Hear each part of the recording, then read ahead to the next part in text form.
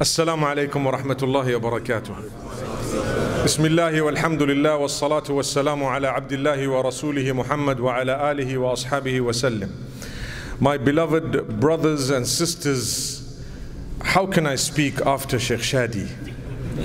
You know, that voice that I was hearing from when I entered here, and I'm thinking to myself, كَأَنَّهُ مُنذِرُ جَيْشٍ يَقُولُ صَبَّحَكُمْ وَمَسَّاكُمْ. May Allah subhanahu wa ta'ala grant us acceptance. But I'll try. My voice is much softer and you can see I'm smaller actually in size. Alhamdulillah. Barakallah feek. But I'm really honored to be here. I was following the progress at this venue during the month of Ramadan by the various links that I had received and some of the other activities that were floating around social media, and I did see that there was great achievement here. We primarily need to remind each other about our relationship with Allah subhanahu wa ta'ala. You and I know that we were created by Allah, we're going to go back to Allah. And the distractions that come about immediately after the month of Ramadan that make us forget the dedication we had during the month of Ramadan are plenty. For us to be able to continue through the month of Shawwal in a way that what we achieved in Ramadan is not wasted, we have the 6 fasts of Shawwal. We have, you know, when you go into the gym, and mashallah there's a beautiful gym here, one of the best available for us, I think. When you have something called a warm-up, right? Before you start. And when you're done, what do they call it? A cool down, right? Cool down. So we had a warm-up to Ramadan, and now that we're done, we have a cool down with 6 fasts. And these 6 fasts, subhanallah, we should be trying our best. You know, I feel so guilty because I'm a traveler. I haven't yet started my 6 fasts.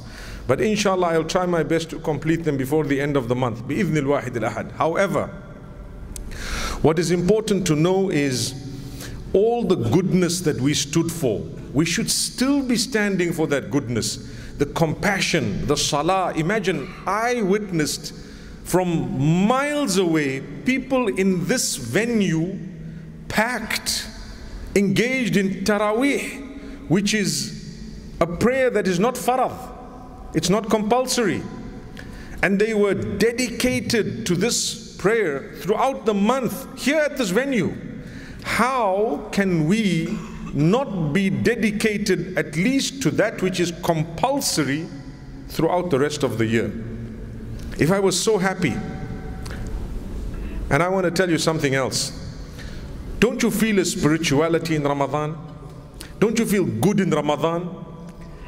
You know, the food that you eat in Ramadan, I always say, when you open your fast at the end of the day, it tastes so good. It tastes a little bit different from the same food if it was served prior to Ramadan. Do you know that?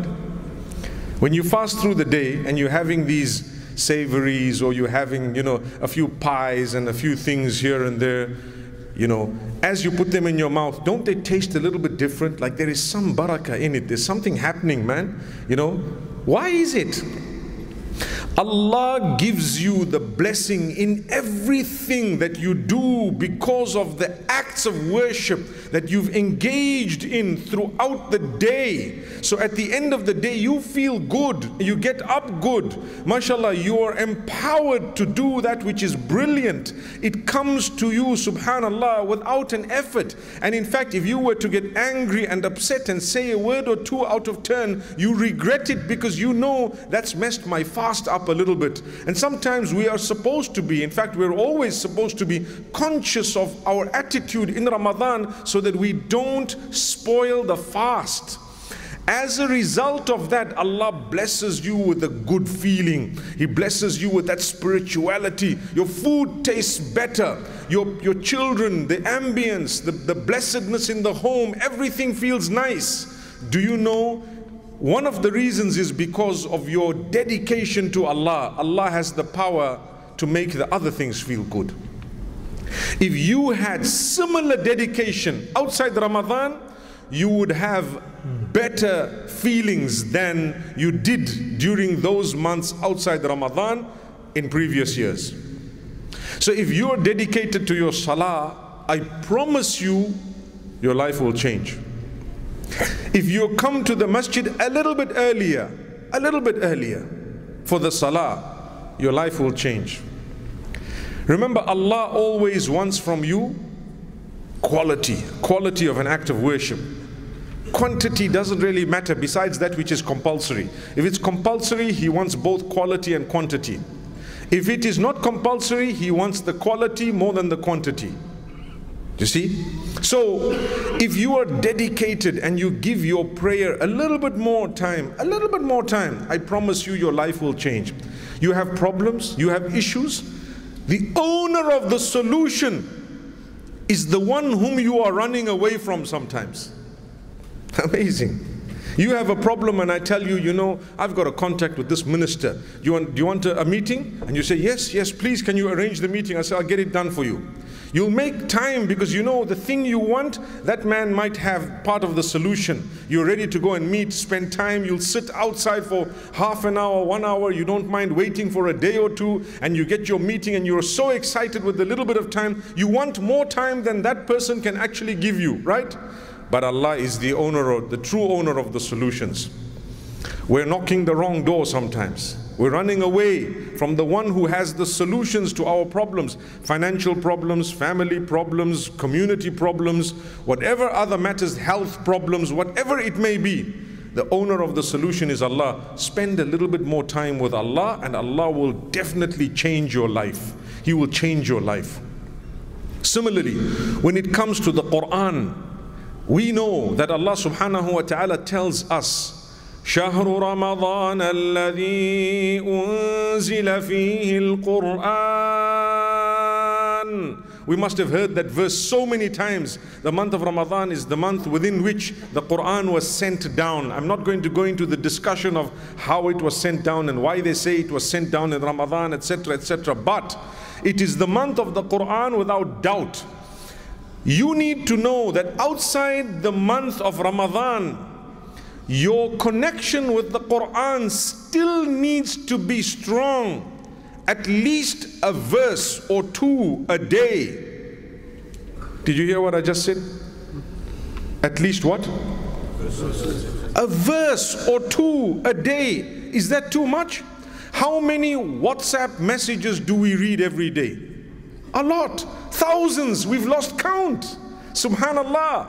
If you were to at least replace two of those messages, verses of the Quran, you will be okay.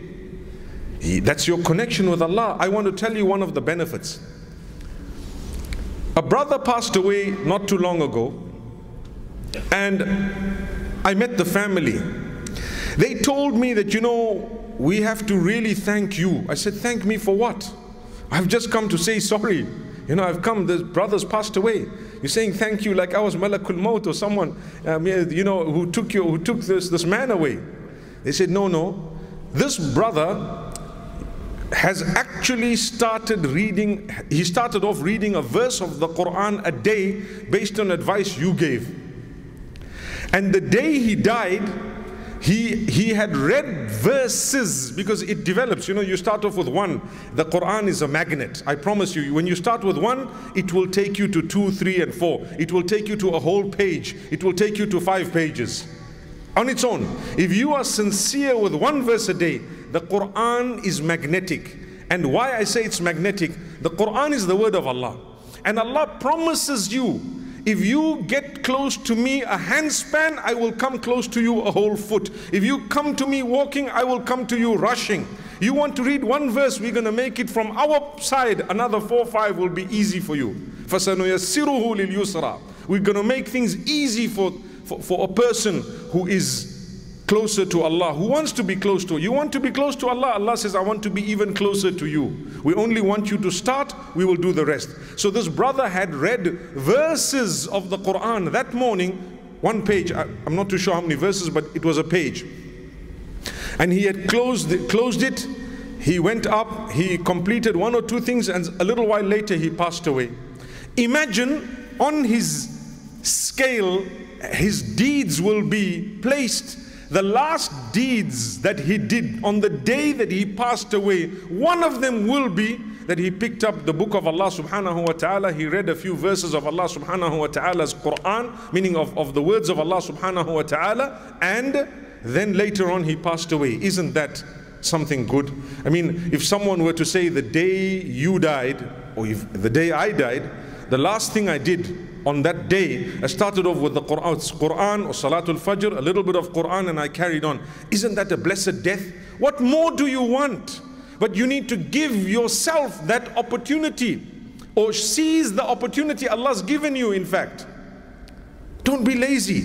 It could be your last day. I've seen people, and I'm sure you have because of social media, who drop dead at any time. They drop dead, subhanallah. Young and old, standing as the way I'm standing now, and suddenly drop dead. We saw an imam last week, Jumu'ah, a person from Malaysia. Did you see the clip? Many of you saw it. I actually posted it up on social media. Wallahi, this imam, he started off his khutbah of Jumu'ah in the masjid, a big masjid, and he says, Ashhadu wa ashhadu an la ilaha illallah wahdahu la sharika lah wa ashhadu anna Muhammadan abduhu wa rasuluh, and so on. And he went on to say, ayyuhan nas ittaqullah, and fear Allah, and whatever else, wattaqu yawman turja'una fihi ila Allah. Remember the day you are going to go back to Allah, and all of you be conscious of Allah and be concerned about your own deeds. And the next thing, he drops dead. He passed away. I'm talking of this Jum'ah that just went by. From the mimbar, he dropped dead. I would like to believe that is called Husnul Khatima. There must be some deeds that that brother did. Time of Jum'ah, first Jum'ah after Ramadan, if your Ramadan was accepted, غُفِرَ لَكَ مَا تَقَدَّمَ مِن ذَنْبِكَ, subhanallah, and the man is standing there delivering a message, da'wah ila Allah azza wa jalla. He just did the shahada, he just reminded people about the last day, meeting with Allah, etc., etc., and he went. You and I could drop. Wouldn't we like a lovely death? Start off with the Qur'an. Read a verse a day, one verse. It's not difficult. You don't need anything complicated. Nowadays you have it in your phones, right? Because you have it in your phones, you can pick it up. I know of an app called Nakhtim. Have you come across it? N-A-K-H-T-E-M.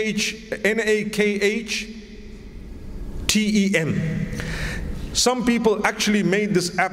If you download it, it closes your phone. What it does, every time you want to open your phone, it shows you the next verse of the Qur'an. Just read one verse and then your phone will open. Subhanallah. You will be shocked. You open your phone 300 times a day. You'll finish the whole of Surah Baqarah the first day. Subhanallah. Subhanallah. Are you ready to do that? Subhanallah. In fact, I want to suggest to those brothers to say, give them 2 passes, 3 passes. You know what that means? Read one verse, we'll open your phone 3 times. 3 times.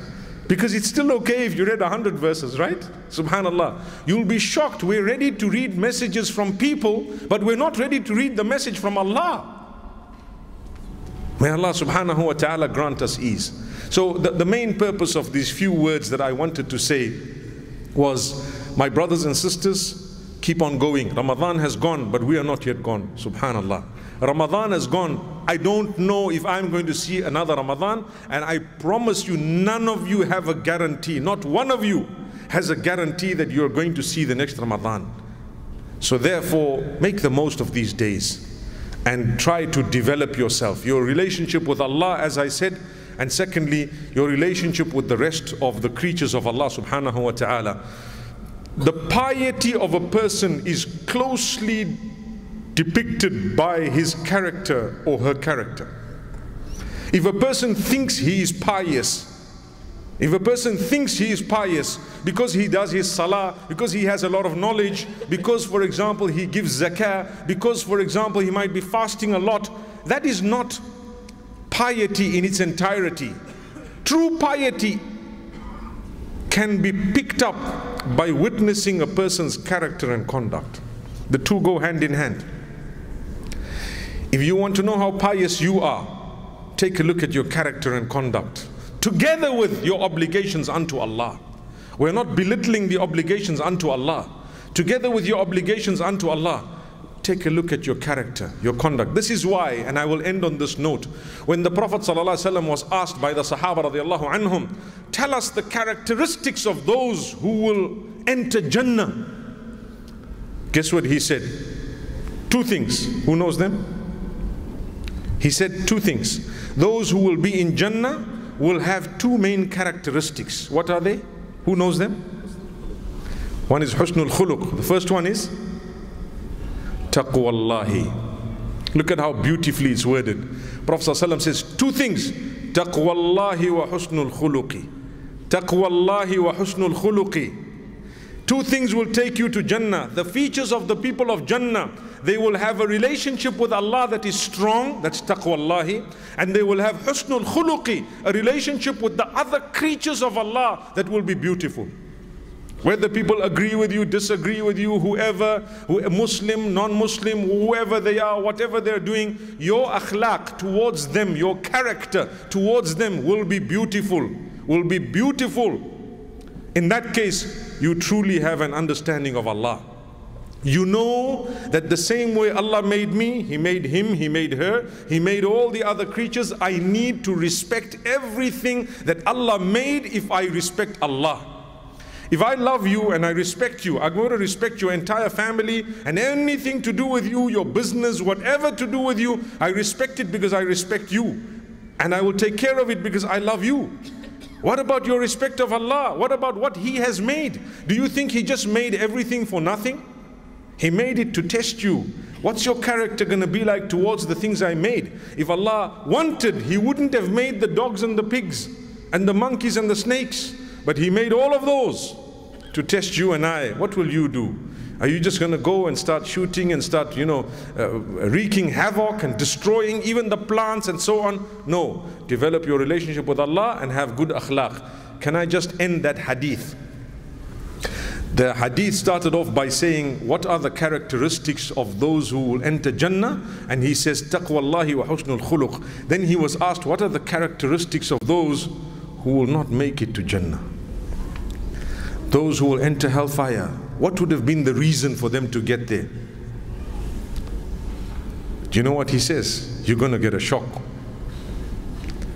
Al-famu wal-farju. Two things.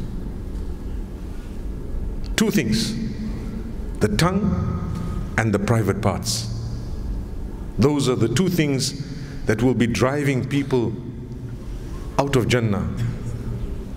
Be driving people into the wrong place. And you know what, my brothers and sisters? We have a gift of Allah. Guess what it's called? Tawbah.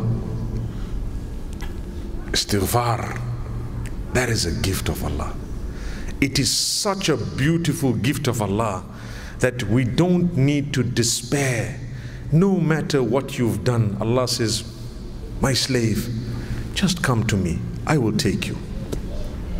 Turn to Allah. Have hope in the mercy of Allah. There is a lot of hopelessness. No. Develop your relationship with Allah. Let's improve our tongues, the use of our tongues. Let's protect our modesty and chastity. And Allah will grant us Jannatul Firdaus. May Allah subhanahu wa ta'ala bless us all. أقول قولي هذا وصلى الله وسلم وبارك على نبينا محمد. I wanna be in Jannah, Jannah, yeah. Jannah, Jannah. Every Muslim dreams to be up in Jannah, Jannah, Jannah, Jannah. A pious person's destiny. Inshallah in Jannah, Jannah.